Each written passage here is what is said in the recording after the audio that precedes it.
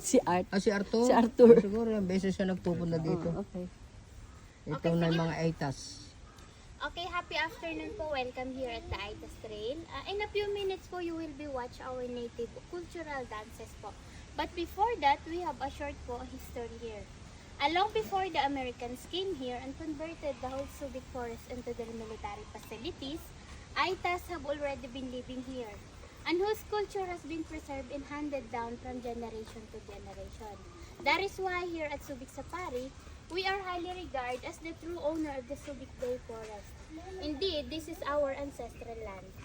And the first dance po is the dragonfly dance. Whenever they see a dragonfly swarming around, it indicates the arrival of the rainy season. And along with the rainy season comes the planting season. This is also their means of informing the whole tribe about the sudden changes on the weather po. Once again, the dragonfly dance.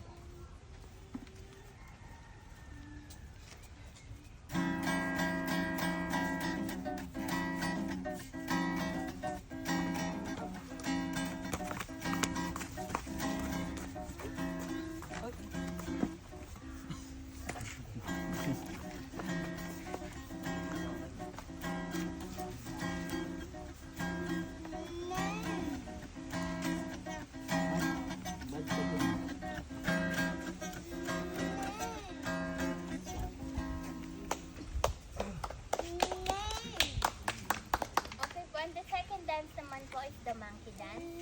They do believe po the monkeys are great hunter in the wild, and there's no animal who can match the ability of monkeys when it comes to hunting and foraging po. Once again, the monkey dance.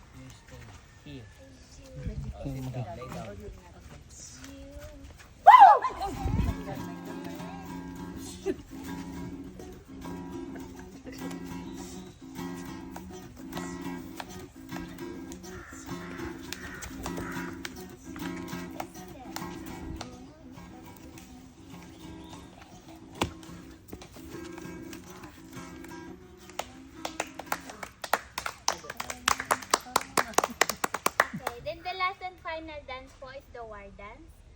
Whenever misunderstanding arises in between two tribes, they usually send their young men into the actual battlefield.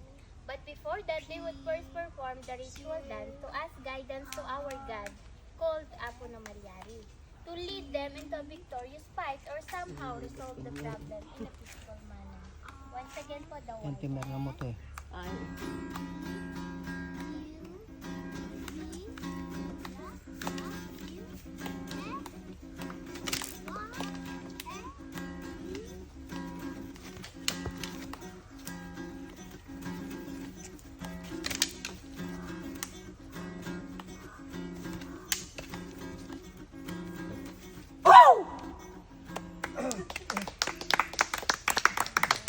Dito po nagtatapos ang aming short presentation. Naway nagustuhan at nasiyahan sa inyo. Maraming salamat po.